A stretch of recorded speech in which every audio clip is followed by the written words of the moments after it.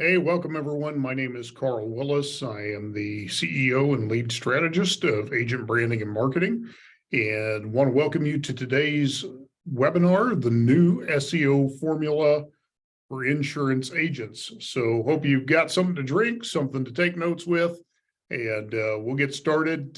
Run about 45 minutes to an hour. And if we don't have any questions at the end, it's as long as it'll take. So anyway, let's get started.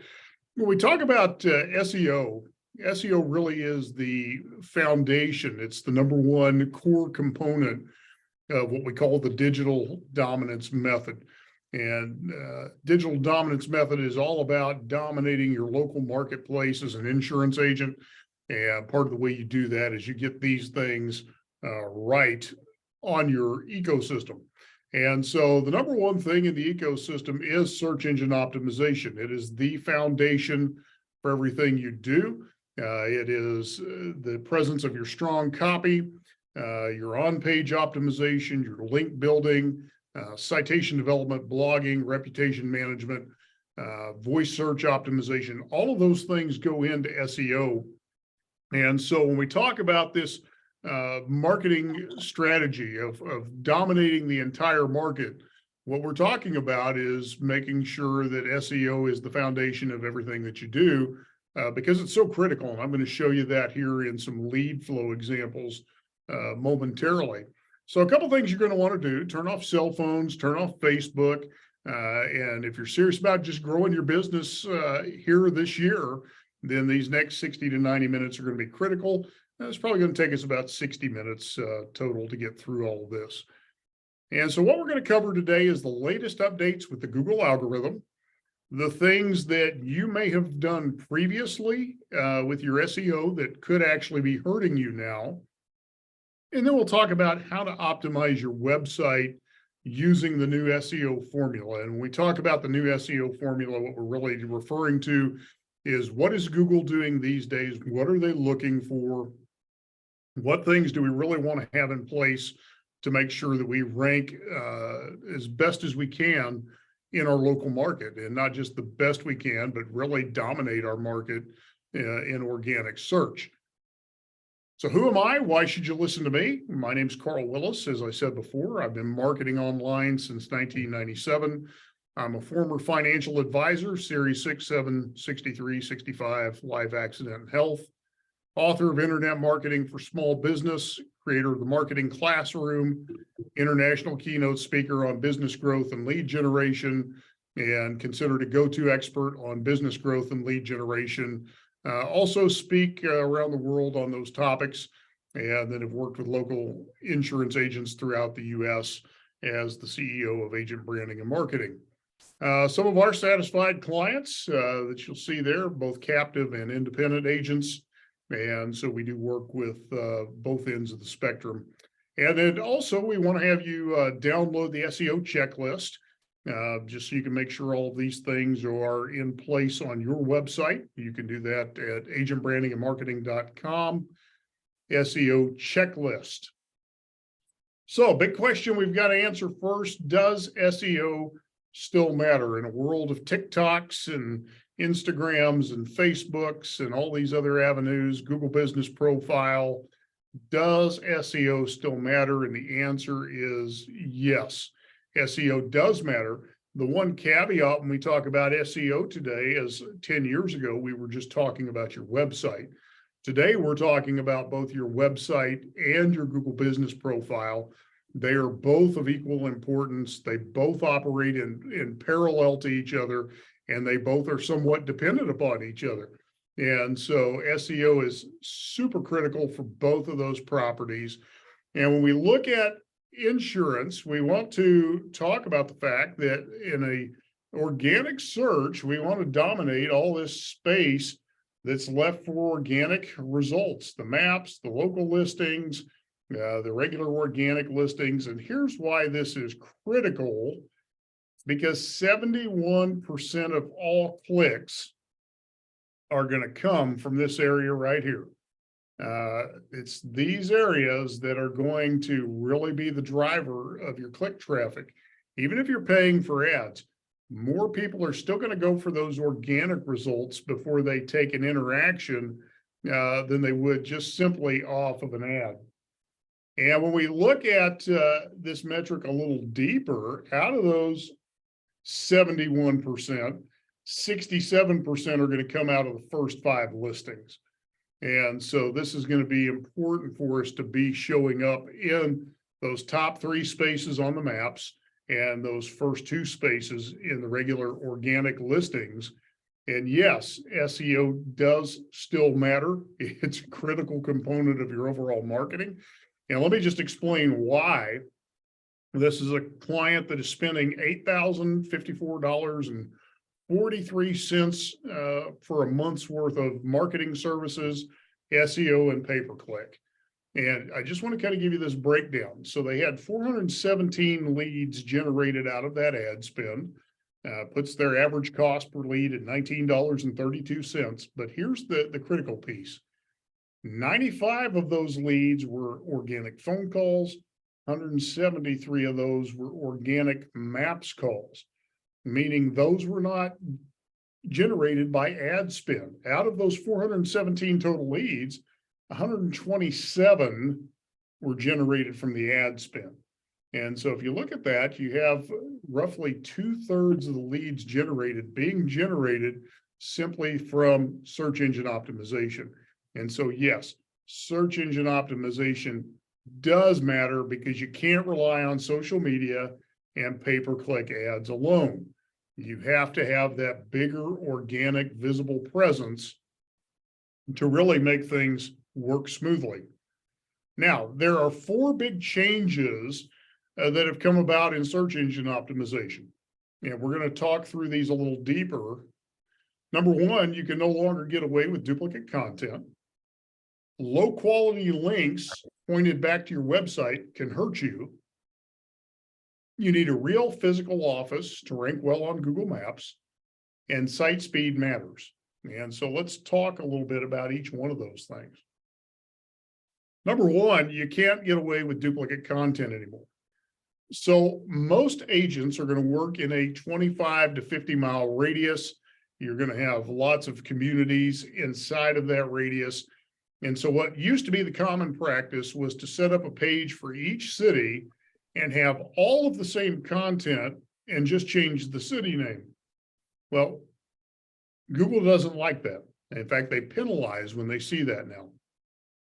The other thing that people would do is they would set up multiple microsites, mini websites that were targeting different cities, but had the same content. And the only thing they would change was the city names.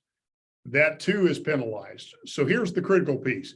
Your pages for your communities have to be unique from one page to the next and from one site to the next.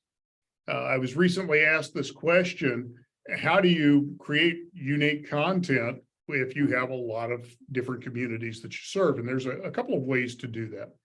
Number 1 is you could write a little description of that community, kind of the flavor of that community, and then tie your service into that and use that as your page. The other thing you could do is you could use artificial intelligence to do this, but there's a little caveat to that. If you do that, you want to plug in the services that you offer, that community location, then you're going to ask the AI to create a web page specifically for that community and those services. Now, here's the danger with that.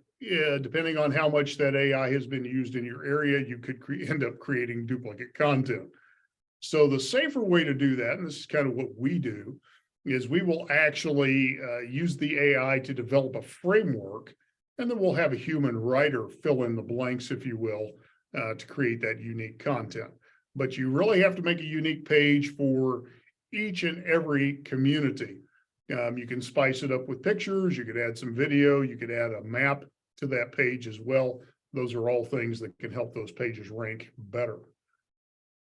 Too many irrelevant or low quality links pointed back to your website can also hurt you. Used to be what you did is you went out and you just got links. And a lot of people would go to somewhere like Fiverr and they would buy thousands of links. And what happened was the Penguin update that Google rolled out addressed that. And now it's all about the quality of the link and the relevancy of the link. And so what we have to do is we have to look at our link profile.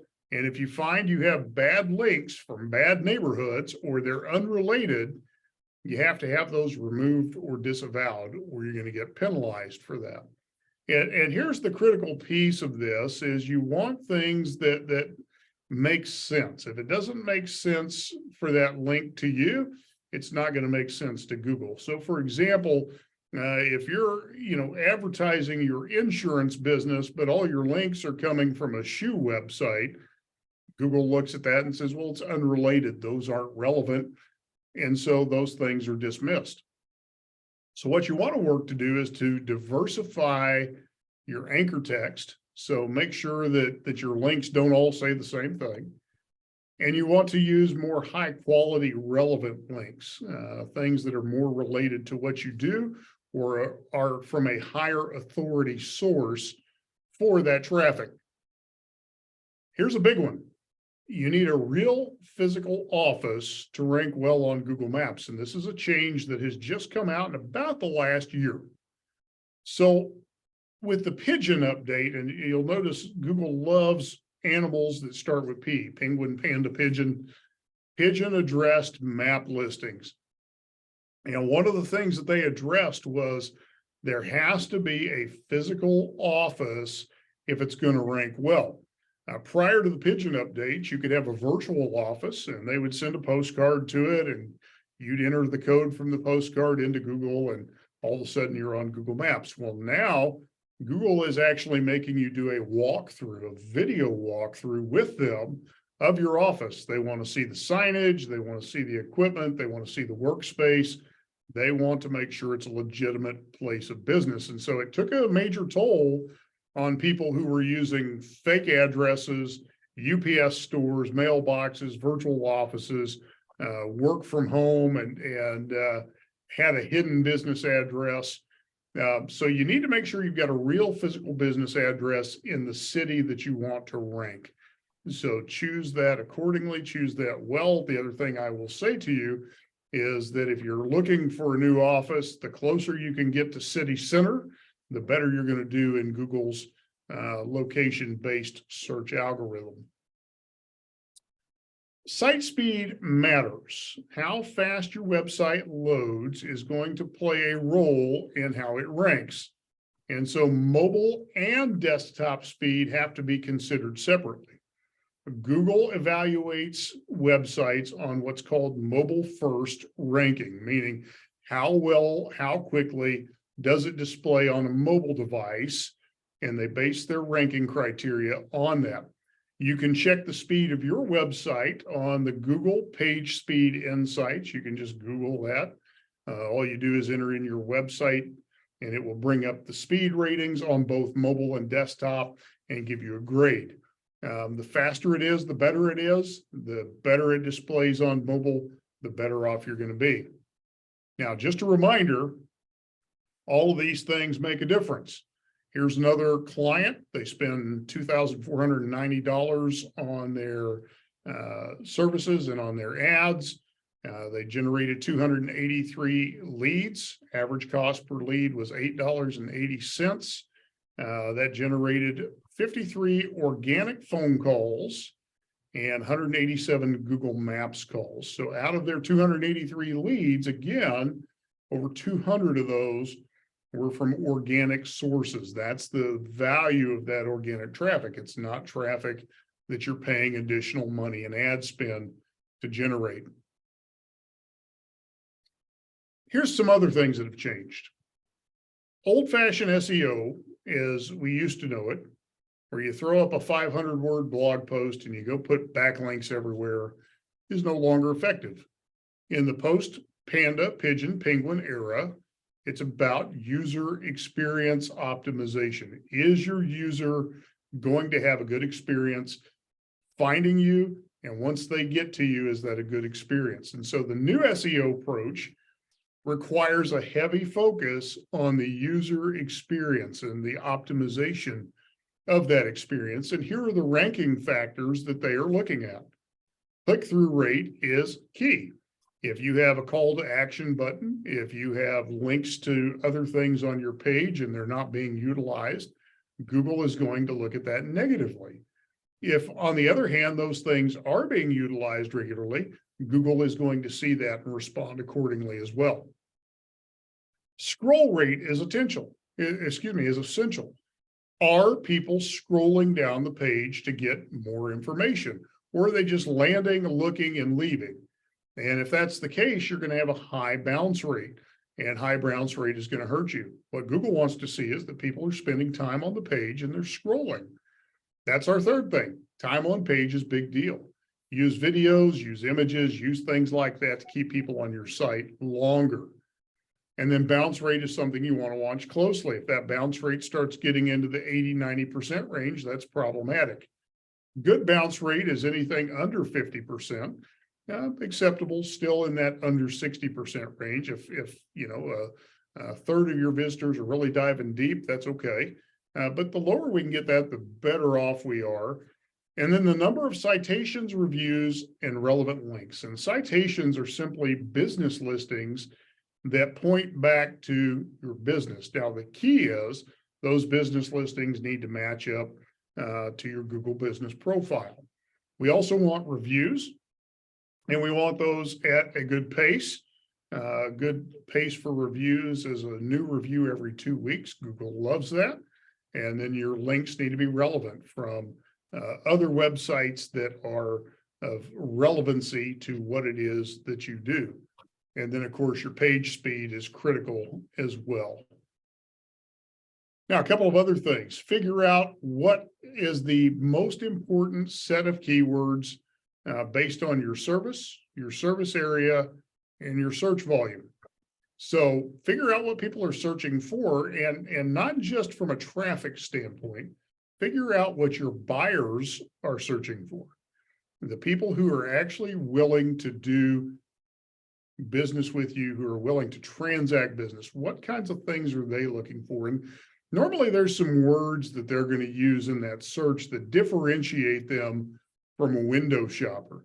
Words like reviews, words like specials, words like financing. Those are things where they've moved further down the buying cycle. You could use tools like the Google Keyword Tool, WordStream, SpyFu, Google AdWords to help you find the right keywords. We use SpyFu in-house. We like it because it actually allows us to pull up our competitors and see what keywords they're utilizing and reverse engineer somebody else's success. Set up a great website with unique pages targeting those same keywords. Make sure those keywords are prevalent. Have pages for each service in each city that you serve. Optimize your website for a good user experience. People want to get a good feeling on that website. And then optimize your site for search engine optimization with on-page optimization. That's more the technical side of your SEO work. Build your authority. That's the off-site optimization. And then, of course, track your results. So take a minute, make a few notes. What did you learn? What are some things maybe you noticed about your own website? And then if there's anything you'd like to share, feel free to drop that in the chat.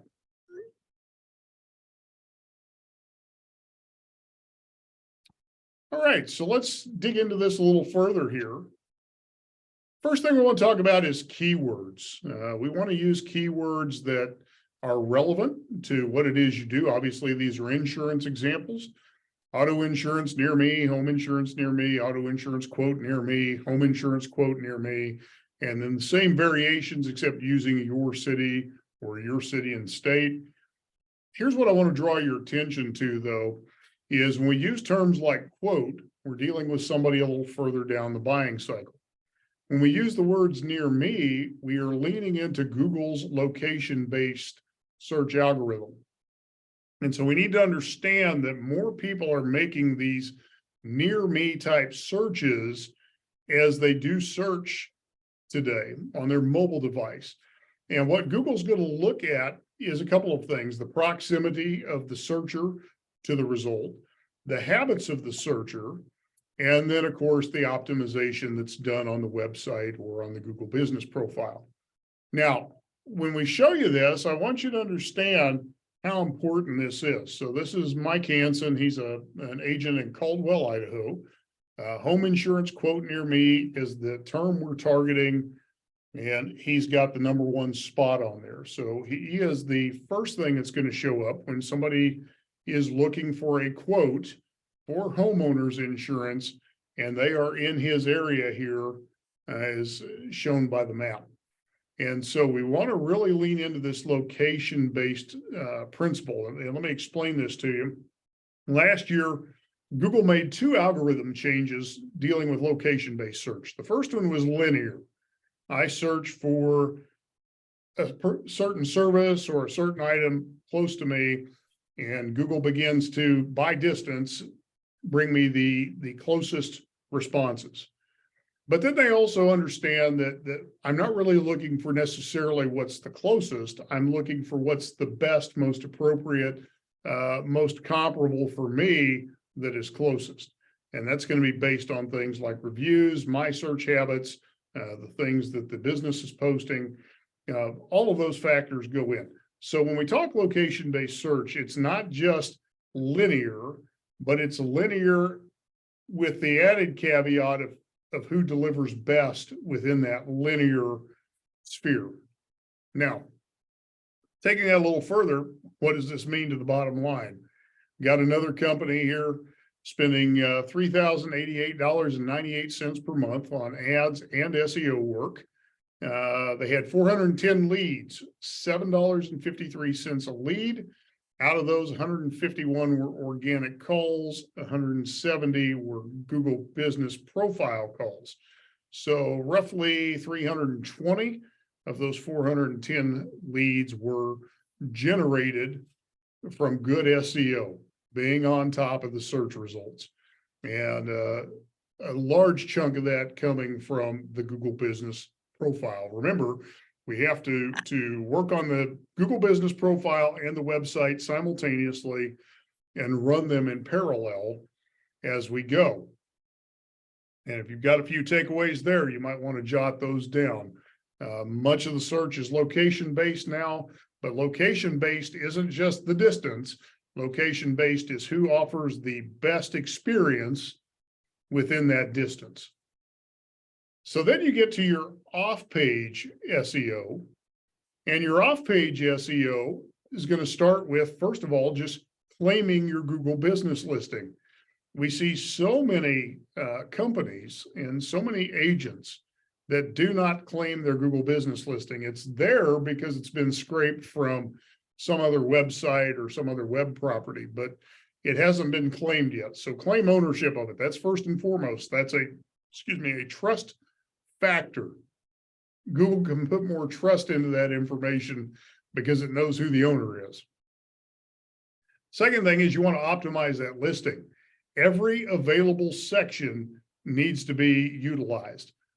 Products, services, questions, answers, special hours, all of those types of things. Regular posts, regular photos, all of those things are going to optimize that Google business listing. Next thing is you want lots of citations across the web. But here's the thing we need to understand about citations. When we build those citations, they need to match up exactly to the Google Business Profile. So if your Google Business Profile says 123, Broadway Avenue, but Avenue is spelled out, then it needs to be spelled out on every other business listing. If you have 123 Broadway Ave, period, on some of your business listings, it creates a diminishing trust in the eyes of Google. So the more that matches up on every directory, the better off we're going to be. So we want to make sure that all of those directories match up. You can build online reviews using tools like Nearby Now, Bird Eye, Review Buzz. You could use your customer lobby. You could use a Podium. QR codes are a great way to get reviews. Just have a QR code to your review page. Put that on your business card, on your invoices, on your mailers. Ask for those reviews constantly. Again, we're seeing that Google likes to see a pace of about one review every 2 weeks is optimal. And so if you can make that happen, you're going to be in good shape in comparison to your competitors. You want to build authoritative links back to your website from other websites. Find websites that are locally valuable or valuable to your particular niche, and have links coming back to your website from those. And then use strategic content syndication. And strategic content syndication is taking your content and broadcasting it out to a wider audience in places of greater value. And so a simple blog post on your website just doesn't cut it anymore. If we go back 10 years, you could do a 300 to 500 word blog post, and that was all you needed to drive traffic. Well, it doesn't really happen that way anymore. You've got to put more effort behind it. And so we're going to talk about this authority signal generation approach, because this is really where Google has moved to in their philosophy of search engine results. And so cutting edge content, making your website that cutting edge content marketing platform creates the authority signal generation that Google craves, and it allows you to build what's called EAT. And EAT is really what Google is looking for: expertise, authority, and trust. And when those factors are present, you're going to have better search visibility overall. And so we have to satisfy the search algorithm's hunger for expertise, authority, and trustworthiness. And so one of the ways we do that is we create quality, structured, rich media content. So we find our sweet spot is a 2,000 word blog post that has images with it and perhaps video. What that does is it has enough meat, if you will, on the bones that Google can consider it authoritative. It has media elements to it, so it's visually appealing. It's a good user experience. And because of that, we are then able to push that out through syndication. And because of syndication, we're able to get content on places like ABC, CBS, Fox News, etc. And part of the way you can do that is you use press releases as an added piece of this. So when you have something newsworthy, write a press release and send that out through a syndication network. And what you'll find is that content will show up on television station websites and newspaper websites. And you'll be able to then put those trust pieces, those badges, you'll see them sometimes on people's marketing as seen on ABC, CBS, Fox News, USA Today, whatever. You can do that. You can pass that authority through. And then finally, trust. You're going to pass trust and page rank with certain link signals that are going to increase the trust. And so in the local pack, your ranking factors, the two biggest ranking factors, number one are the Google My Business signals, which are proximity, category, and keyword in the title, etc. The second big linking factor is the authority of linking domains and the signals that are coming from those links. On your localized organic ranking, so this is just your regular search results, your link signals are the number one signal. They account for about 28% of the overall ranking factor. And that's going to include things like the inbound anchor text, which is what does the link say that's pointing to your website? Where's the linking domain? What's the authority of that domain, etc. And then the on-page signals. Is there a presence of name, address, and phone number, a way for somebody to contact you? Are the keywords in the titles? What's the domain authority? Is there an About Us page? All of those things Google's going to take into consideration. Google also likes to see a privacy policy and a terms of service on the website. And the new thing that's starting to come around that you probably want to consider as well is your website accessible to those with disabilities? And so a disability statement on your website and an icon that allows people to adjust their user experience is also being seen as a valuable new signal that's starting to rise through the ranks.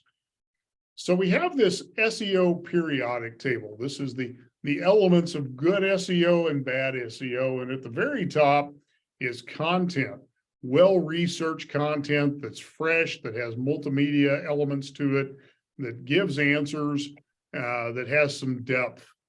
The next thing is the architecture of your site. And that's what Google crawls. Is it mobile friendly? Is there duplicate content? How fast is it? Are you running a secured socket layer? What's your URL look like? And then you have things in your HTML, your titles, your descriptions, your tags. And then you have your authority, your trust, your links, all of those types of things. What country are you in? What location are you in? Then you get over to the toxins. What are the things that are going to hurt you? Things like cloaking, using links that say one thing and go somewhere else. When you have things like keyword stuffing, where you take 30 keywords and stuff them on a page. If you hide keywords, which means you put white text on a white background with keywords you're trying to rank for. If there's piracy, if you're intruding people's privacy, all of those are negative things for those Google rankings. And then you have these emerging fields, the things that are up and coming. Voice optimization is huge. About 50% of search now is voice activated. So we have to be thinking about that. Location-based search, we've just talked about. Images and videos also get indexed and rank. They can be separate ranking factors. So these are all things we want to consider when we look at our SEO periodic table. Now, let's get into some of the page quality pieces and talk about the most important factors when we're looking at page quality. First of all is just the purpose of the page. Is it clear? Can Google quickly decipher what this page is all about? Can your customers quickly decipher what this page is all about? Expertise, authoritativeness, trustworthiness. Are all of those things present? Are you demonstrating expertise? Are you demonstrating authority? And are you demonstrating trustworthiness? Your main content quality and the amount of content. It's going to be based on the landing page and the URL. What kind of content is there when I get there? Is it good content? Is it too shallow? Is it just a lot of words that's really not broken up well or structured well? All of those things are critical. Your website information, who's responsible for the main content? Google is going back to something that they utilized a few years ago. It's called authorship. And if you're using a WordPress website, you can actually assign authorship to all of the content on the page, and it will produce some extra content that Google is able to read and utilize as part of their search algorithm. And then you have the website reputation and who's responsible for this content. Links to help with reputation research is always a good thing. You want to give people a way to contact about their experience. Google loves that. And so contact me pages, about us pages, those are all beneficial. Name, address, phone number in the footer. Make sure that it matches up to the Google Business Profile. And then when we talk about local SEO, there's some special factors there. Number one is proximity. How close is the place of business to the person who's doing the search? So we want to use zip codes and geo coordinates in our content because so much of that is out of our control because it's based on user location, it's based on user habits. But the things we can control is, are we putting good geolocation features into our Google Business Profile? One of the easiest ways to do that is take pictures when you're out and about at houses, when you're out and about with customers, when you're out about networking. Take pictures on your smartphone and then upload those pictures to your Google business profile, because they will be tagged with geo coordinates and Google will pick up on that information. The second piece is relevance. How relevant is the search term to the business? And is the optimized content and on-page signals using business categories, content, selection headings, niche citations, review velocity, all of those things bring out relevance. How they're structured, how well they're done, how often they're done, all of those things will show Google how relevant that information is. Then you have prominence. What is the authority of the local business? What else are they known as authority, and who else recognizes them as an authority? The EAT profile, brand mentions, link signals, number of reviews versus the competitors. Using syndication will dramatically improve the prominence and visibility of the entity and the company and the author over 3 to 6 months. So if you do that consistently, you're going to see those things steadily improve on an ongoing basis. Here's some results for you. Again, how this all works. When you do those things well, you're going to dominate this 3-pack, and this is probably organically the most valuable real estate, because Google tends to put it above the regular organic listings. It's visible, the reviews are visible, it's a quick information source for anybody who pulls up this search. And so again, we've been targeting home insurance quote near me for Mike. He's number 1 there. He's going to drive a lot of traffic by his visibility in that spot. Now, just a little bit of a recap here. On page, here's the things you want to have. You want to have pages for each service and your main cities. You want to optimize your titles, your H1 tags, your URLs, images, etc. And let me talk about this for a minute. All too often, we see websites that use their title to put the name of the person, name of the agent, name of the business, and they're missing valuable real estate. What we really want to have there is our most profitable keyword, our most profitable geographic location, and then we want to have all of our business information behind that. We want the search engine to see that. And of course, we need unique content for all pages.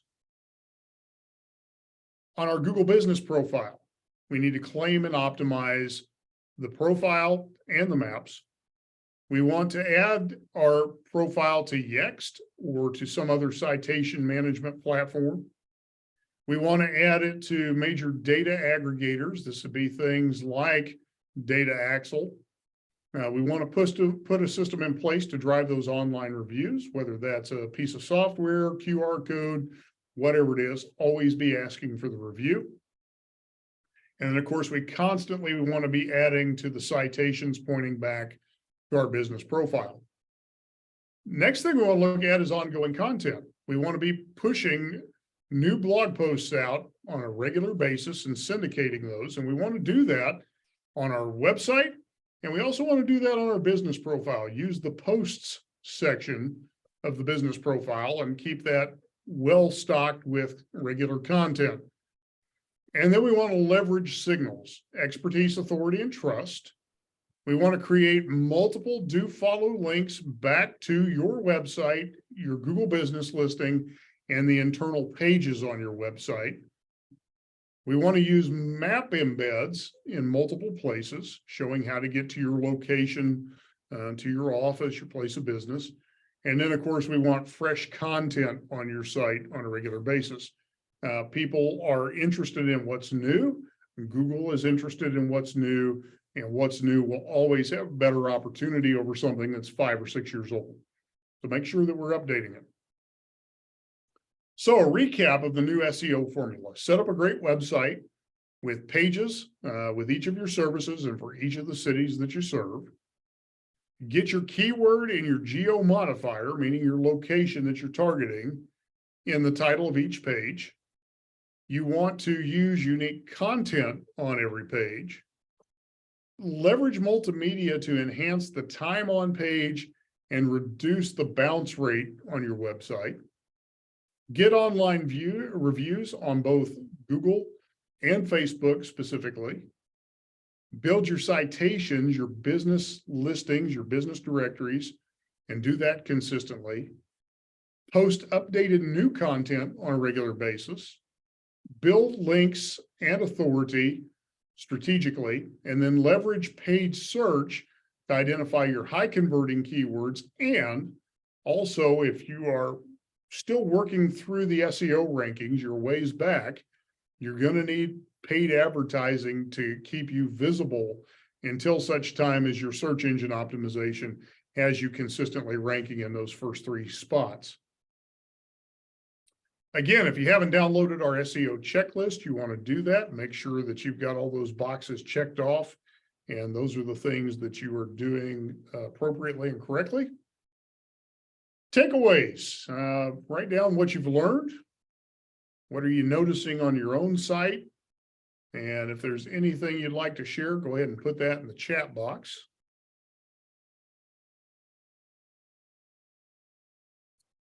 And then finally, if you need some help, you can put "let's talk" in the comments, and we'll get you scheduled on the calendar with Jason, our SEO director.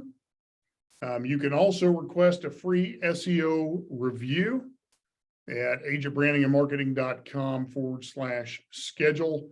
And Jason will be on that call to go over your current SEO with you. He'll do an analysis of where you're at, showing you where you rank, what your most important keywords are, and then he'll also give you some guidance in what your next best steps should be at that point. Of course, we are a marketing agency, so if we can run all these things for you, we'd be happy to do that. And that brings us to the end of our presentation. Any questions that we can answer?